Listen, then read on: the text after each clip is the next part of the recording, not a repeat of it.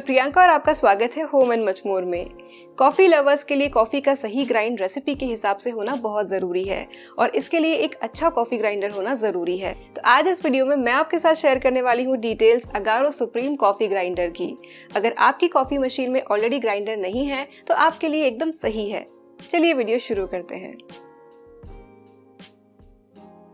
Agaro supreme coffee grinder काफ़ी sleek है, stylish है, साथ में इसमें मिलती है काफ़ी सारी ग्राइंडिंग की सेटिंग्स और डिजिटल टाइमर। तो चलिए देखते हैं इन सारी चीज़ों की डिटेल्स।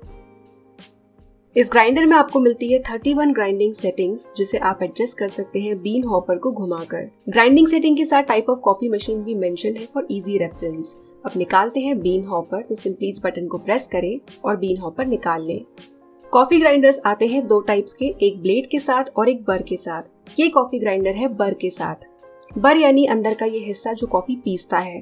ब्लेड ग्राइंडर्स के मुकाबले इसमें कम हीट जनरेट होती है और कॉफ़ी का फ्लेवर और अरोमा अच्छा बना रहता है।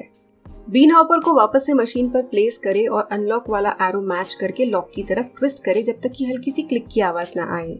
इस बीन हॉपर में आप एक समय पर 275 ग्राम कॉफ़ी बीन डाल सकते हैं। कॉफ़ी बीन्स को आप मैक्स लेवल से ज्यादा ना भरें। नीचे की तरफ है ये एंटी स्टैटिक जार, जिसमें एक समय पर 100 ग्राम कॉफी जमा हो सकती है। एंटी स्टैटिक होने की वजह से इसके आसपास कॉफी नहीं बिखरती। इस मशीन के साथ मिलता है ये स्पून, जिसमें एक बिल्ट इन क्लीनिंग ब्रश है, जिसका यूज आप बर को साफ करने में कर सकते हैं।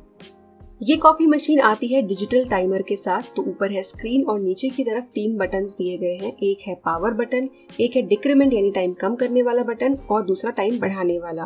तो जैसे ही आप पावर ऑन करेंगे एक डिफॉल्ट 10 सेकंड का टाइम आपको यहाँ पर स्क्रीन पर नजर आएगा।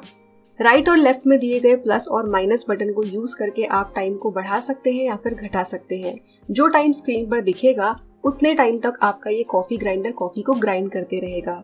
तो जब आप इसे बढ़ाएंगे तो एक एक सेकंड से ये मैक्सिमम 40 सेकंड तक जाएगा और घटाते समय ये एक एक सेकंड से कम होगा। जब आप 10 सेकंड तक पहुंच जाएंगे और उसके नीचे अगर आप इसे कम करते हैं तो ये मिली सेकेंड्स में कम होगा। तो ये देखिए 10 सेकंड के बाद मैं इसे आपको कम करके दिखाती हूँ। तो अब ये एक एक सेकंड से कम नहीं हो रहा है। तो इससे आपको काफी एक अच्छा कंट्रोल मिल जाता है इस कॉफी ग्राइंडर पर। टाइम को जल्दी कम ज्यादा करने के लिए आप बटन को दबा कर रखिए।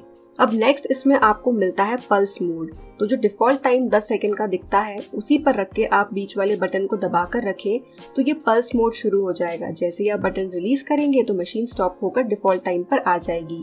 तो इस तरह से आप पल्स मोड को यूज कर सकते हैं। नॉर्मल मोड में जो भी आप टाइम सिलेक्ट करते हैं उसका एक काउंटडाउन शुरू होता है पावर बटन पर क्लिक करने के बाद। किसी भी समय आप पावर बटन पे वापस प्रेस करके इस मशीन को स्टॉप कर सकते हैं। साथ में आपको मिलती है ये यूजर मैनुअल, जहां पर आपको इसकी सारी डिटेल्स मिल जाएंगी।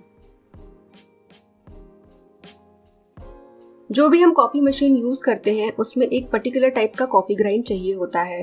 तो जैसे आप अगर एस्प्रेसो यूज कर रहे हैं तो एस्प्रेसो के हिसाब से, अगर आप पोर ओवर कॉफी मेकर यूज कर रहे हैं तो उसके हिसाब से। तो सबसे पहले मैं आपको एक पोर ओवर टाइप की कॉफी बनाकर दिखा रही हूँ। तो मैंने ग्राइंडिंग सेटिंग पोर ओवर पर रखी है। अब ये जो टाइमर है, आपको जितनी ज्यादा कॉफी पाउडर चाहिए उसके हिसाब से आप कम ज्यादा रख सकते हैं। पोर ओवर कॉफी के लिए जो ग्राउंड कॉफी होती है ये बहुत ज्यादा फाइन नहीं होती है, थोड़ी सी कोर्स यानी ऐसे मोटी होती है। तो ये डिफरेंसेस आपको यहाँ पर कॉफी मेकर में मिल जाएंगे, यानी जो भी आपकी कॉफी मशीन है उसके हिसाब से आपको परफेक्ट कॉफी पाउडर मिलेगी।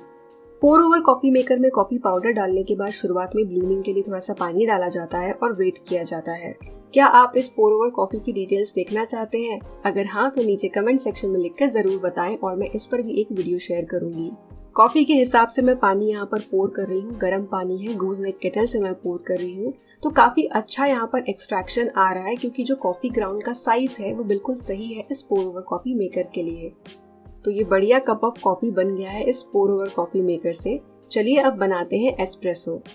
तो एस्प्रेसो के लिए मैं सिलेक्ट कर रही हूँ एस्प्रेसो वाली सेटिंग। उसमें भी एक रेंज है, आप अपने हिसाब से सिलेक्ट कर सकते हैं टेस्ट के हिसाब से।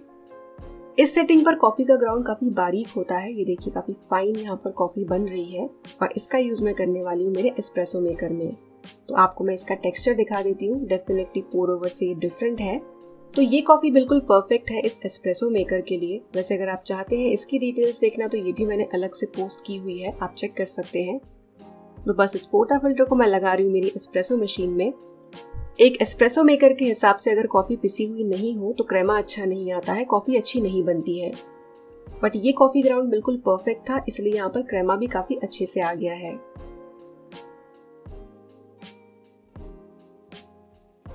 इस कॉफ़ी ग्राइंडर को आपको हर यूज़ के बाद क्लीन करने की ज़रूरत नहीं है, पर कुछ दिनों के इंटरवल में आप इसे ज़रूर साफ़ करें। तो सफाई शुरू करने से पहले आप इस मशीन को ऑन करें और जितनी भी कॉफ़ी अंदर बची हुई है उसे पीस लें। जो भी लेफ्ट ओवर कॉफ़ी थी वो यहाँ पर ग्राइंड हो चुकी है और अब और कॉफ़ी नहीं गिर रही है। इसका मतलब हमने मैक्सिमम जितना पॉसिबल हो सकता था हॉपर को खाली कर लिया है। अब बीन हॉपर को निकाल लें। इसके बाद जो अपर बर है इसे भी बाहर निकाल लें। अंदर वाले बर को आप इस ब्रश से साफ कर सकते हैं। ब्रश से जो भी लेफ्ट ओवर है उन्हें बाहर की तरफ धकेल लें और उसके बाद एक कपड़े से पोंछ लें। ये जो रिमूवेबल अपर बर है इसे भी आप ब्रश से साफ कर सकते हैं, पर अगर आपको इसे धोना है तो धोने के बाद पूरी तरह से सुखाकर ही इसे वापस मशीन में रखें। अगर आप इसे ब्रश से साफ कर रहे हैं तो एक बार कपड़े से भी उसके बाद क्लीन कर लें। बीन हॉपर और ग्राउंड कॉफी जार को आप डिश वॉशिंग लिक्विड और स्पंज से धो लें। धोने के बाद आप इसे पोंछ लें जब तक कि पूरा पानी ना निकल जाए। पूरी तरह ड्राई होने के बाद ही इसे वापस से मशीन पर प्लेस करें। तो इस तरह से आप काफी इजीली इस मशीन को क्लीन कर सकते हैं।